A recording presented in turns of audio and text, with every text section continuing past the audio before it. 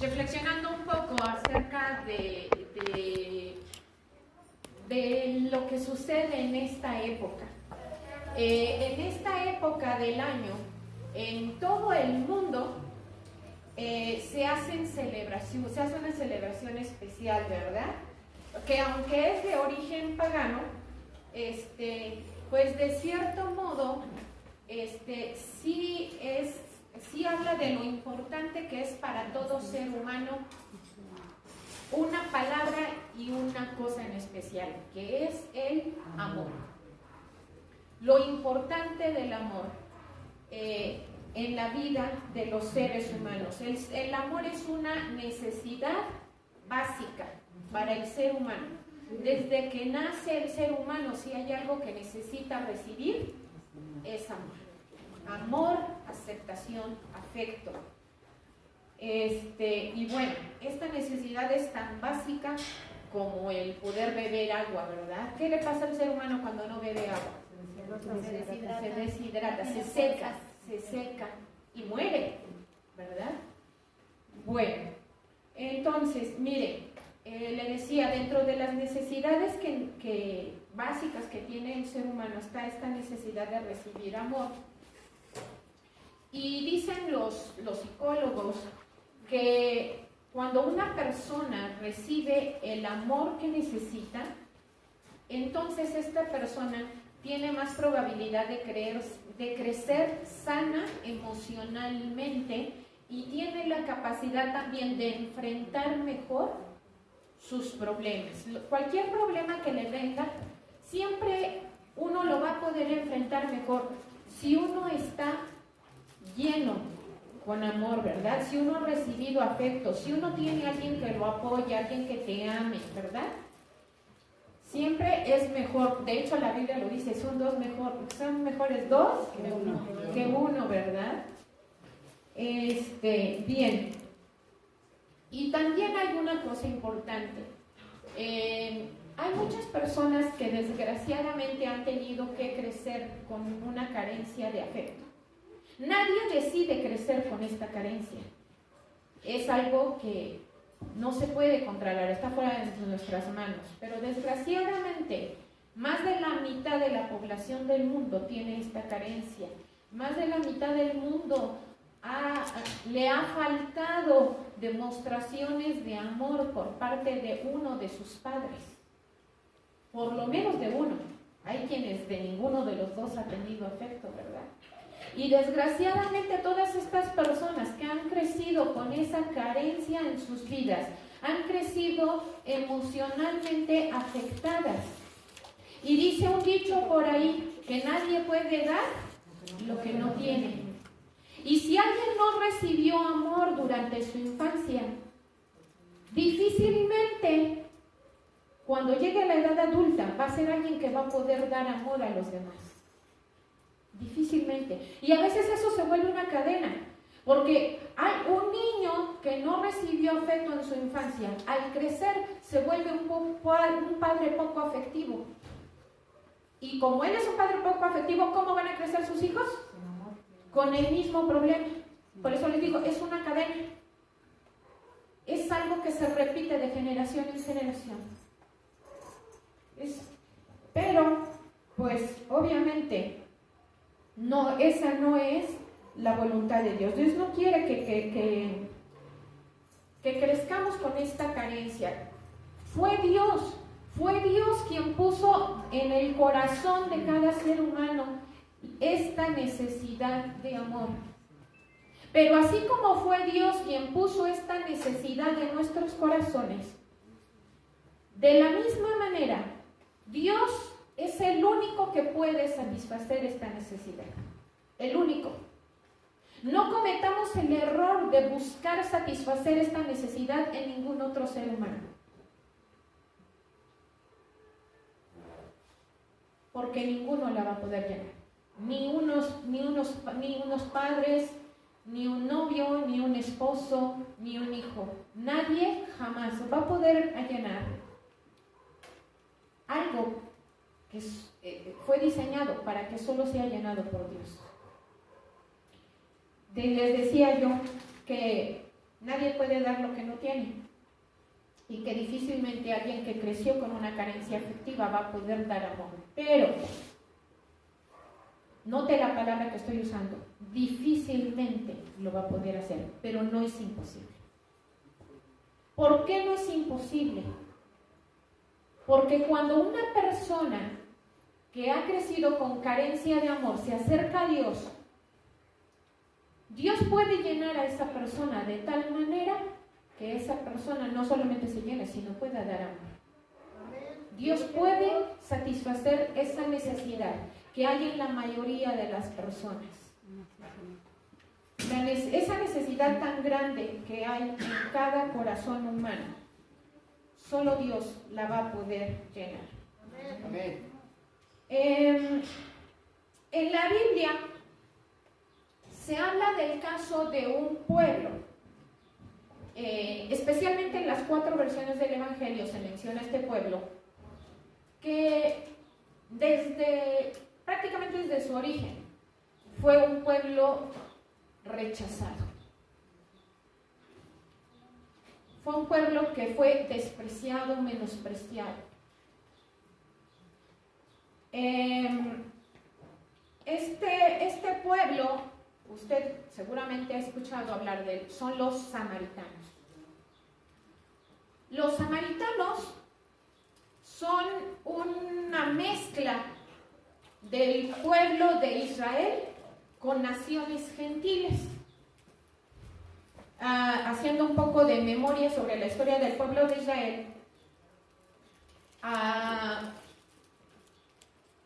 cuando inicia el reinado del rey Saúl y cuando inicia el reinado del rey David, todavía están como que las 12 tribus, ¿verdad? Unidas. Es un solo pueblo, Israel. Después del rey David viene el rey Salomón, sigue el reino unido. Pero al morir el rey Salomón, cuando hereda su hijo Roboam el reino, como es un rey que no tuvo sabiduría para tratar el pueblo se divide. Y las 10 tribus del norte rechazan la cobertura del rey Roboam y toman como rey a Jeroboam. Y las 2 tribus del sur, que son Judá y Benjamín, son las que siguen a la descendencia del rey David. Entonces, a partir de ese momento, el reino del sur se nombra el reino de Judá y las 10 tribus del norte se llama el reino de Israel. Conforme van pasando los años, uno de los reyes del reino del norte de Israel instaura la capital en Samaria, y a partir de ese momento la capital del reino del norte es Samaria.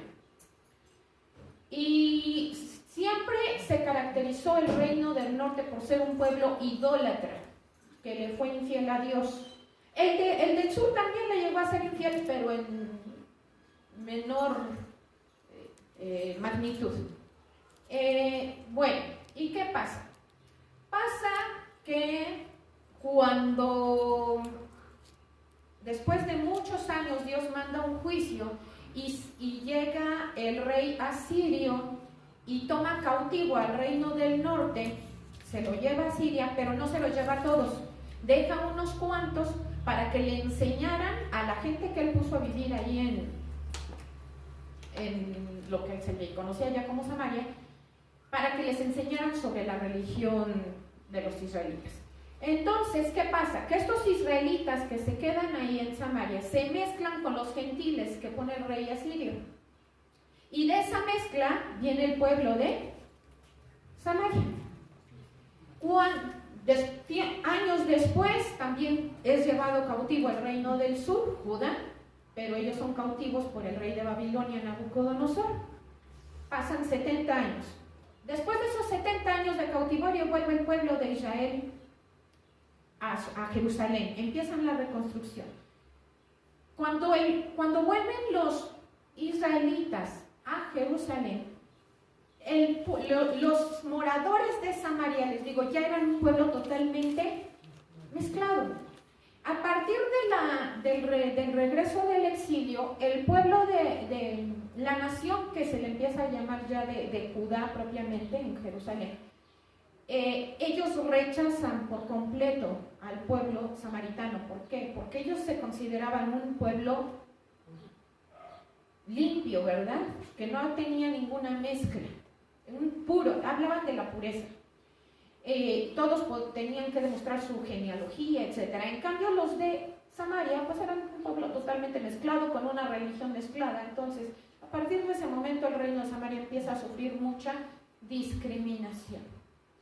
Ya para la época en la que llega nuestro Señor Jesucristo, en el siglo I, ya para esa época dice la Biblia que los judíos y los samaritanos no se trataban entre sí. Se menospreciaban unos a otros y había una lucha entre ellos. ¿Por qué? Porque después del exilio, déjenme buscarles el dato, aquí está. Después de que regresan del exilio, dice que hubo un momento culminante cuando los samaritanos edificaron un templo. Es decir, el reino del sur tenía un templo, el templo de Jerusalén. Pero los samaritanos, como tenían este pleito con el reino del sur, ellos edifican su propio templo, porque como los del sur los despreciaban por ser un pueblo mezclado, entonces dicen, vamos a poner nuestro propio templo, y lo ponen en el monte Gerizim. Si recuerdan cuál es el monte Gerizim, cuando cruzan el río Jordán, Josué y las 12 tribus, dice Dios que pongan la bendición sobre el monte Gerizim y la maldición sobre el monte Ebal. Bueno, pues ellos sobre el monte Gerizim edifican su propio templo y dicen, este es el monte de Dios, y a partir de ese momento ellos idolatran ese monte. Ahorita van a ver por qué les estoy comentando todo esto. Bueno, la cosa es que había una lucha espiritual entre los judíos y los samaritanos para ver quién era el que tenía la razón en cuanto en dónde se debía adorar a Dios. ¿Sí? Y aunque tanto los samaritanos rechazaban a los judíos como los judíos rechazaban a los samaritanos, pero la verdad es que quienes eran más menospreciados eran los samaritanos. Ellos crecieron siendo un pueblo rechazado. Ahora, dentro de este pueblo que ya de por sí era un pueblo marginado, dentro de este pueblo hubo una mujer. Seguramente usted ya sabe de quién estoy hablando. Fue una mujer que no solamente era rechazada por los judíos, sino aún por los mismos samaritanos. Ella era marginada. Y su historia viene ahí en el Evangelio según San Juan capítulo 4. Ahí es a donde se narra el evento más importante en la vida de esta mujer que es conocida como la samaritana. ¿Sí? Entonces, aquí les digo en el capítulo 4, a partir del versículo 3 hasta el 43, ahí viene su historia. Y voy a leer nada más unos versículos, no lo voy a leer todo. Dice en el versículo, bueno, sí voy a leer a partir de 3. Dice, salió de Judea y se fue otra vez a Galilea, y le era necesario pasar por Samaria. Vino pues a una ciudad de Samaria llamada Sicar, aprendas ese nombre, Sicar, junto a la heredad que Jacob dio a su hijo José. Y estaba allí el pozo de Jacob. Entonces Jesús, cansado del camino, se sentó así junto al pozo, y era como la hora sexta. ¿Qué hora era?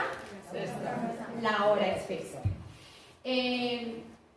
Los israelitas, el pueblo judío, no mide el tiempo de la misma manera que nosotros. Para ellos el día no empieza a las 12 de la noche o a la 1 de la madrugada. Para ellos los días se marcan de 6 a 6. Es decir, el día de ellos empieza a las 6 de la mañana.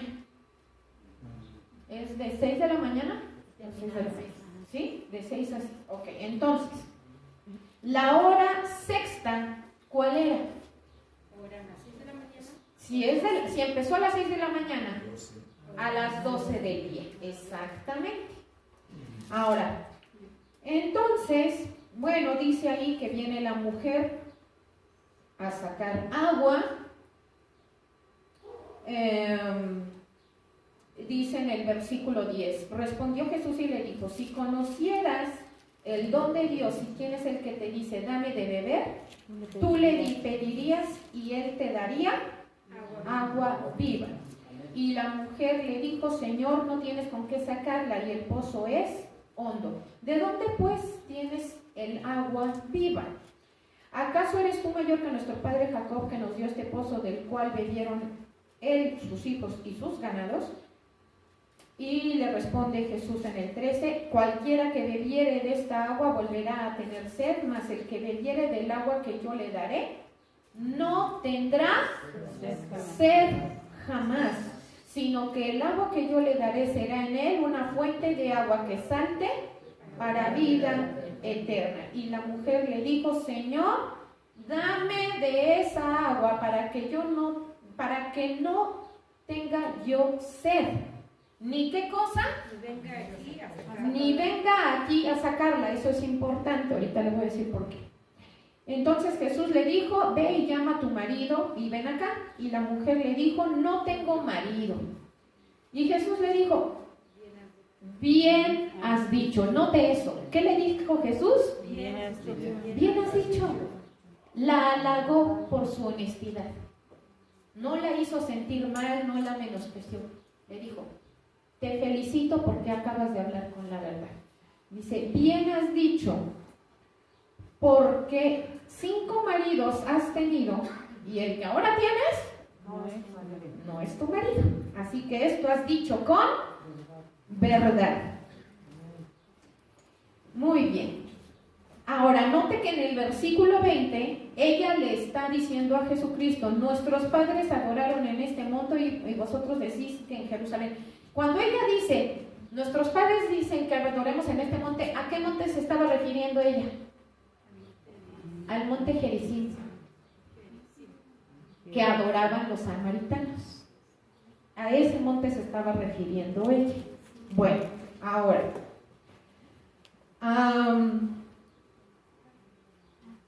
¿qué es lo que motiva? ¿Qué es lo que motiva a una mujer a casarse 5 veces? Y después ya andar con otro que pues ya ni se casó con él. Bueno, para empezar, entendamos que en aquella época del primer siglo no era para nada normal que una mujer se casara 5 veces. A lo mejor en la actualidad ya es un poco más común. Con lo de la liberación femenina y la inversión de roles, muchas cosas, hay muchos factores. Pero en aquella época, el simple hecho de que una mujer hubiera sido repudiada una sola vez ya era suficiente carga para que una mujer fuera marginada, rechazada. Pero aquí estamos hablando de un caso realmente crítico y sumamente extraño, porque también hay que preguntarse, ¿qué tipo de hombre se casaba con una mujer que ya llevaba 3 maridos o 4 maridos antes que él? Y insisto, no estamos hablando de la época actual en la que ya estamos muy open mind, etc. No, estamos hablando del primer siglo en el que eso era muy mal visto. ¿Cuál es el punto al que quiero llegar? Es muy probable que ella era muy bonita y por eso había uno que otro aventado. O tal vez no era tan bonita, tal vez era simplemente que la personalidad de ella tenía algo que hacía que los hombres se sintieran bien con ella. Y al principio se sentían atraídos, ya sea por su físico o por su personalidad, se sentían atraídos, pero después de que se casaban con ella, algo no les gustaba y Sabemos que en esta época por cualquier cosa se les permitía dar carta de repudio. Hasta porque no me gusta cómo lavó los trastes, hasta por eso daban carta de repudio. Así como ahora, ¿no? Entonces, así de que por cualquier tontería. Por eso después tuvo que venir Jesús y dijo, fue por la dureza de vuestro corazón, pero en el principio Dios no lo diseñó así, ¿verdad? Entonces esa nunca fue la voluntad de Dios. Sin embargo, pues desgraciadamente es algo que sucedía. Los hombres por cualquier defectito que le encontraban a la mujer, le decían, no, ya no me gustó, quiero otra, le doy su carta de repudio y adiós. Entonces estamos hablando de una mujer que una de dos, o había recibido 5 cartas de repudio, lo cual es muy fuerte para el corazón, porque habla de demasiado rechazo, de demasiada carencia de amor. O había enviudado 5 veces, lo cual es muy poco probable. De plano era la viuda negra o no sé, ¿no? Pero no, es poco probable. Lo más seguro es que la habían repudiado.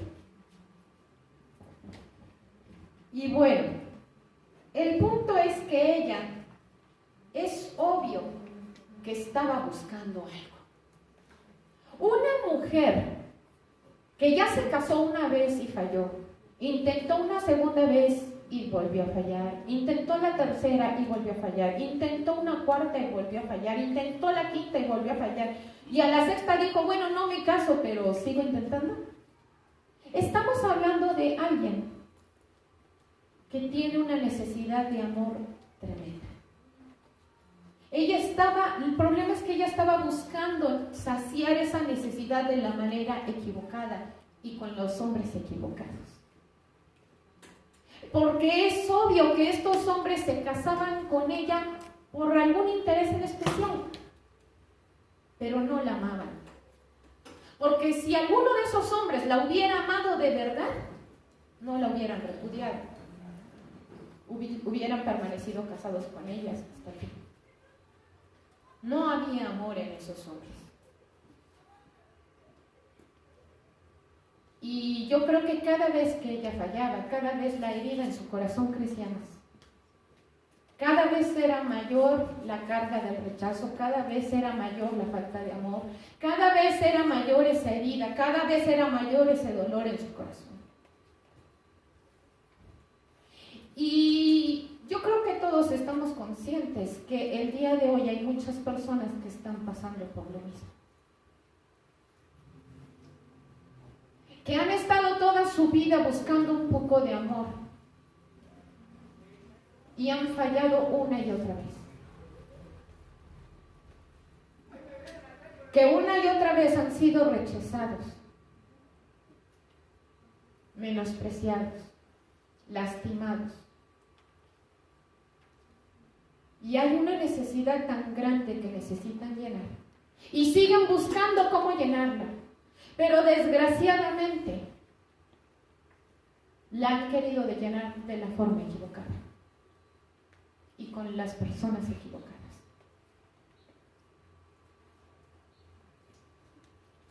¿Qué habría en el corazón de esta mujer? ¿Decepción? ¿Amargura? Un vacío enorme. Exacto, un vacío enorme. Pero lo que me gusta es que ella tenía una esperanza, porque ella seguía intentándolo. Qué fortaleza, ¿verdad? Que a pesar de todo ella seguía intentándolo. Ella seguía buscando a ese hombre que sí la amara. Y bueno, es una mujer, yo le llamaría sedienta, ¿verdad? Era una mujer sedienta. Y en Apocalipsis 21:6 dice que al que tuviere sed, dice Jesús, yo le daré gratuitamente de la fuente del agua de la vida. Es una promesa para todos aquellos que están sedientos.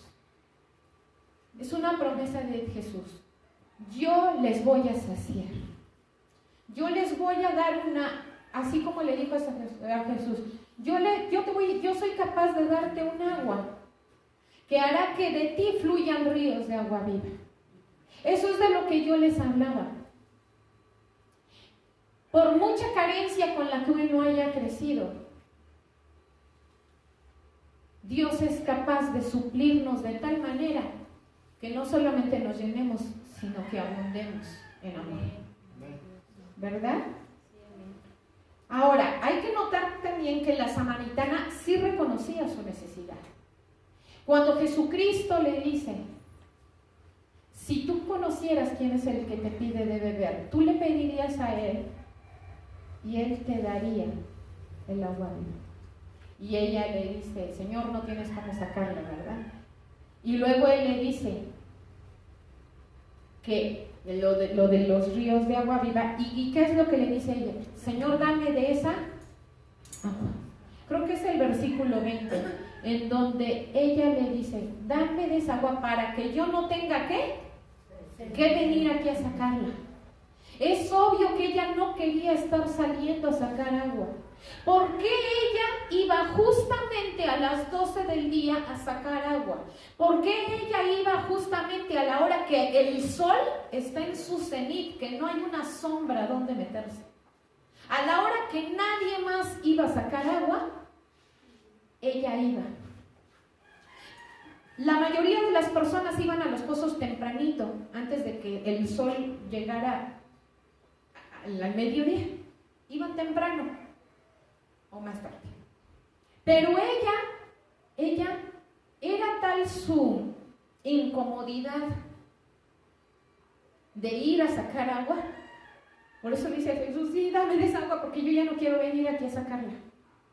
¿Por qué? Porque cada que salgo de mi casa todo el mundo me voltea a ver. Ahí viene la de los 5 maridos. Ahí viene la rechazada, la repudiada, la que ningún hombre la aguanta. Ella ya no quería salir, ya no quería toparse con nadie. Y prefería salir al mediodía cuando ya nadie salía de su casa. Y posiblemente cuando ella llegaba a ese pozo, ya el agua a lo mejor ya ni alcanzaba tanta agua, ¿verdad? O a lo mejor el agua del pozo ya estaba toda sucia, de donde todo el mundo había metido ahí sus cubetas.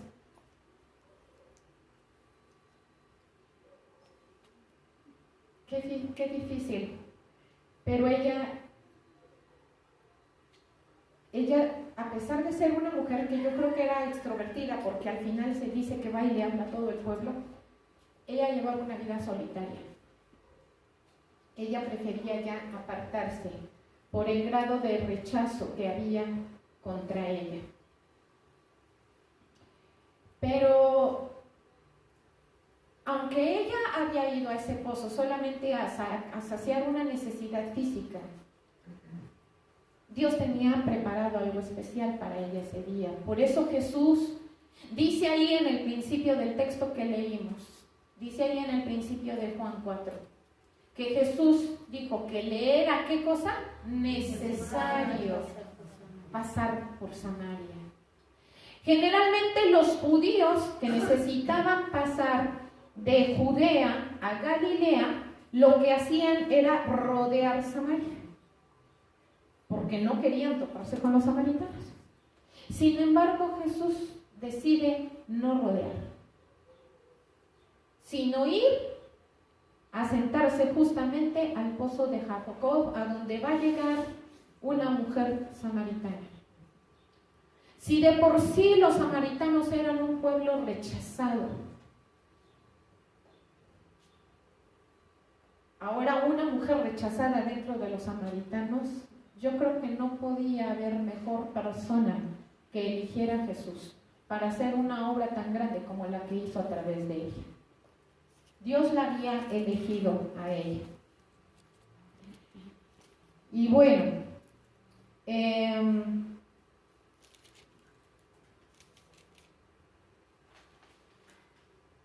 Jesucristo, fíjense, le pide agua y ella lo cuestiona, ¿verdad? Pues ¿cómo te atreves a hablar conmigo si eres hombre? Y los judíos y los samaritanos no se tratan, etcétera. Y bueno, hay ahí una discusión sobre lo del agua. Ahora quiero notar otro puntito muy importante. ¿En qué ciudad vivía esta mujer? Sicar. Sicar. Sicar era una ciudad de Samaria. Ahora, la palabra Sicar viene del griego Sujar, que a su vez se deriva de una palabra hebrea que es Shekar. Y la palabra Shekar se puede traducir, escuche esto, como intoxicante, licor, intensamente alcohólico, bebedor, bebida, embriaguez.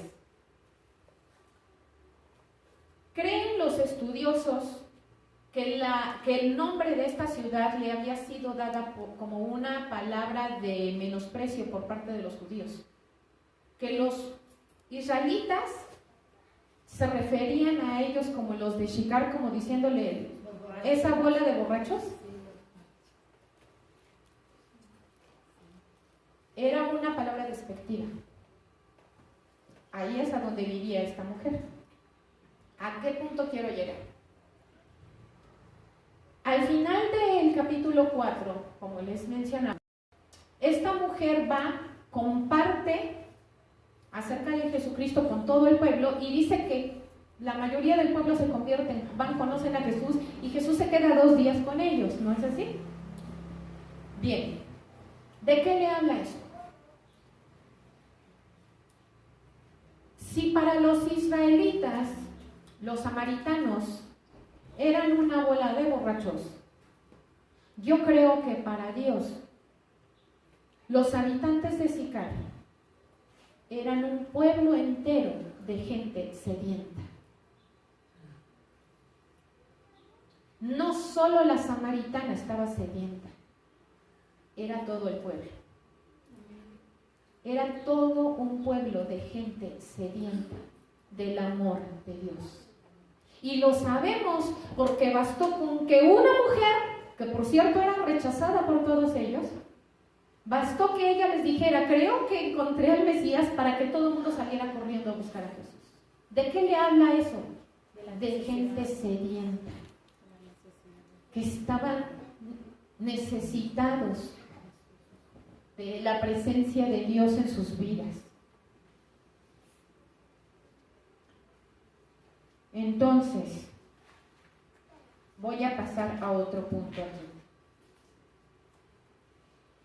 La necesidad de, cuando Jesucristo dijo que le era necesario pasar por Samaria, era porque Dios tenía un propósito. No es nada más porque le quedaba de paso, había un propósito de por medio. ¿Y de qué nos habla esto? Nos habla de que Dios conoce nuestras necesidades. Esa carencia de amor que tenemos, Dios la conoce. Dios conoce lo que hay en nuestro corazón. Dios conoce nuestras heridas. Dios conoce si nuestros papás nos quisieron o nos despreciaron o nos rechazaron o nos golpearon. Todo eso lo sabe Dios. Y hay un interés de parte de Dios por saciar esa necesidad. Si Jesús decidió tomar un camino que cruzara por Samaria, es precisamente porque Dios quería mostrarle a sus discípulos primeramente, pero después a todos los que leyéramos las Escrituras, que Él no hace acepción de personas. Amén, gloria a Dios. Porque Él fue y llenó de amor a una mujer que era samaritana y que había tenido 5 maridos y todavía tenía una amante. Y si a una mujer que estaba bajo estas circunstancias y con este tipo de problemas, Dios no la rechazó, Dios no la juzgó, Jesucristo no fue y le dijo, pecadora, arrepiéntete por todo lo que has hecho. No, Jesús no le dijo eso. Jesús le dijo, qué valiente eres, porque has hablado la verdad. El que ahora tienes ni tu marido es. Jesucristo la alabó. salvó, la hizo sentir bien, la hizo sentirse aceptada. El simple hecho de que Jesucristo le haya dirigido la palabra, siendo él judío y siendo ella samaritana, ese simple hecho ya estaba siendo importante para una mujer que se sentía rechazada por todos, que todo el mundo la veía así de lejos, y de repente llega alguien y se sienta a platicar con ella. ¡Qué bonito! Desde ese momento Jesucristo ya estaba sanando su corazón. Y eso nos habla de ese interés que tiene Dios por sanar a todos aquellos que tienen una necesidad de amor, sin importar que en el proceso por conseguir un poco de amor hayan cometido errores. Sí, gloria a Dios. Sí, amén, aleluya.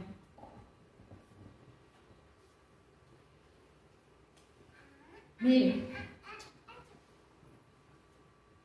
cuando Jesucristo envía a sus discípulos de 2 en 2 a predicar a las ciudades, dice ahí en Mateo 10:5, a estos 12 envió Jesús y les dio instrucciones diciendo: por camino de gentiles no vayáis, y en ciudad de ¿qué? Samaritanos no entréis.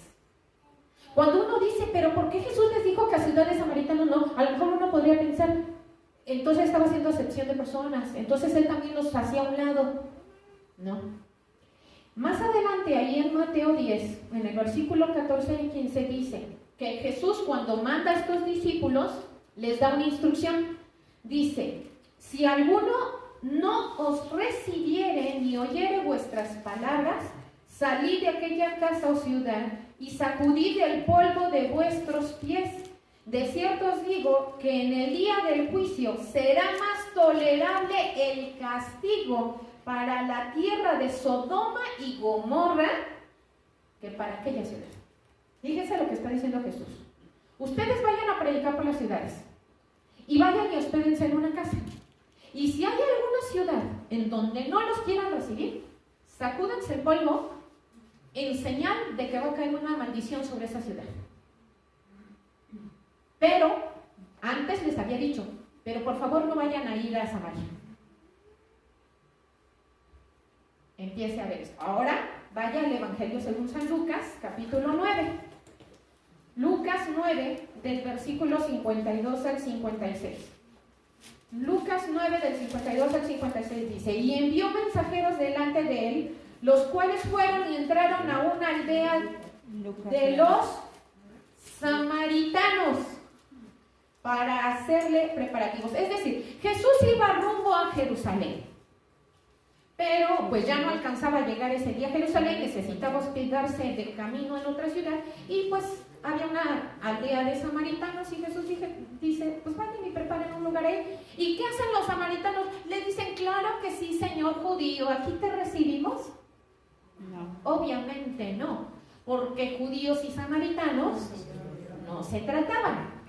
¿Qué hacen los samaritanos? No, por aquí ni te pares, porque es obvio que tú eres judío. Y entonces, ¿qué hacen ahí don Jacobo y don Juan? Dice, en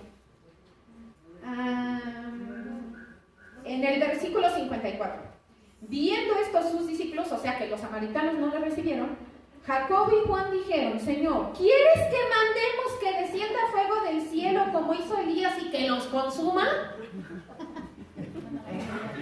Y den gracias de que no se sacudieron los pies. Ok. ¿Y qué les dice Jesús en el 55? Entonces, volviéndose él, los reprendió diciendo, vosotros no sabéis de qué espíritu sois. Ponga atención a esto. No sabían de qué espíritu eran. Dice, porque el Hijo del Hombre no ha venido a perder las almas de los hombres, sino para salvarlas. Ahí le va. ¿Por qué Jesucristo dio la orden a sus discípulos de que no entraran a aldeas de samaritanos? Porque Jesucristo no quería que ningún juicio cayera sobre esas aldeas. Porque Jesucristo sabía que en esas aldeas no los iban a recibir, pero no quería que cayera una maldición sobre ellos, quería salvarlos. Por eso tiempo después Jesús mismo en persona va y habla primero con una sola mujer. Y a través de esa mujer salva toda una ciudad. De puro samaritano. Lo que no sucedió en ninguna ciudad israelita, sucedió en una ciudad de samaritanos. Pero Jesucristo evitó que alguna maldición cayera sobre ellos. Dijo, no, ahí no vayan. Por favor, no se vayan a ir a sacudir el polvo ahí. A esos déjenmelos en paz, de esos me hago cargo yo. Se da cuenta el amor de Dios, el interés, el cuidado que Él tiene. Y quiero contarle esto porque nosotros, finalmente para los israelitas somos como samaritanos, finalmente somos gentiles, somos una raza mezclada que ha aprendido, pues, a lo mejor muchas costumbres que son abominables para los judíos. Y a lo mejor muchos judíos se sacudirían el polvo de sus pies contra nosotros. Sin embargo, Jesús dice, no, me los dejan en paz, por favor. Porque yo los he elegido a ellos para salvarlos. Porque yo sé que son un pueblo de gente sedienta, que lo único que necesitan es un poco de amor, un poco de aceptación.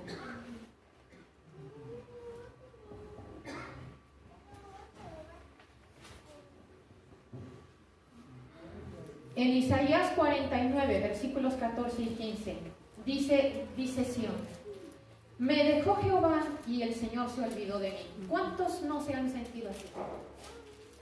Y se sienten tan rechazados, tan falta de amor, que dicen, Dios ya se olvidó de mí. Pero ¿qué dice en el versículo 15 de ahí de Isaías 49?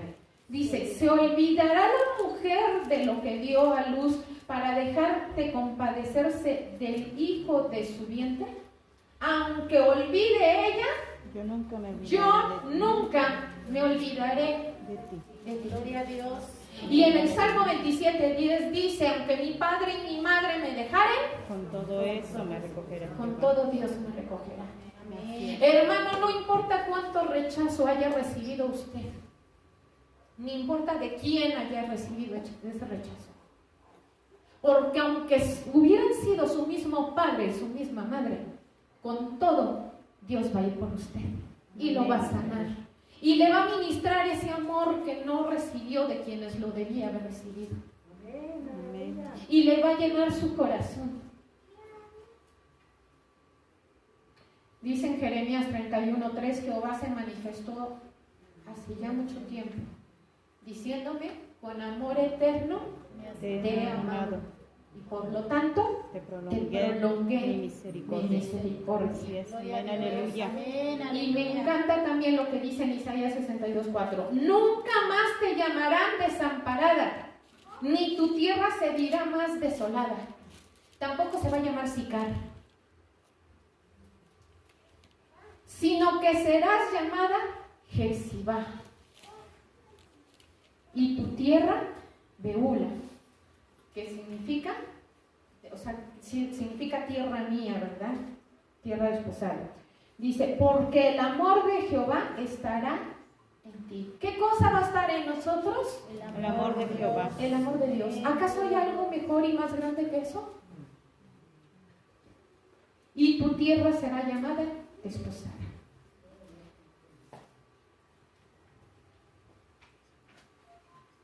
Así que yo creo que a través de esta historia, Dios quiere revelarnos su amor por toda la humanidad y por todos aquellos que posiblemente no han vivido de la mejor manera, pero que sin embargo tienen un corazón que anhela la presencia de Dios, que anhela recibir un poco de amor, ¿verdad? Y como les decía, una de las mayores necesidades del hombre, según los psicólogos, yo digo que es la mayor de todas, es la necesidad de amor. ¿Y cuál es la esencia de Dios? El amor. Dios es amor. Pero no un amor como lo describe el mundo, no un amor como el que la samaritana buscó en sus 5 maridos, no un amor físico, como se diría en el griego, no un amor eros, ni siquiera un amor filus, un amor ágape, un amor, el amor más puro y desinteresado, el amor más grande y precioso que hay. Ese es el que Dios nos quiere dar. Y cualquiera que reciba el amor del mundo, como el que recibió la samaritana, va a volver a tener sed y va a seguir buscando maridos. Pero aquel que reciba el amor que el Padre tiene para él, no volverá a tener sed jamás. Aleluya. Y Dios nos va a llenar de tal manera que de nuestro corazón van a salir fuentes de agua que van a dar vida Amén, gloria a a Dios. toda persona que se encuentre sediento. Amén, aleluya. Así que si usted ha venido hoy sediento, si usted ha venido hoy herido, si usted ha llegado hoy con una carencia de amor en su vida, este es el día en el que usted se puede llenar de Dios. Para que una vez que usted ya esté lleno, usted salga, así como hizo la samaritana. Porque allá afuera no solo hay una ciudad de sedientos, hay todo un mundo de gente sedienta que necesitemos que le hablemos sobre el amor de Dios. Amén. Vamos a orar.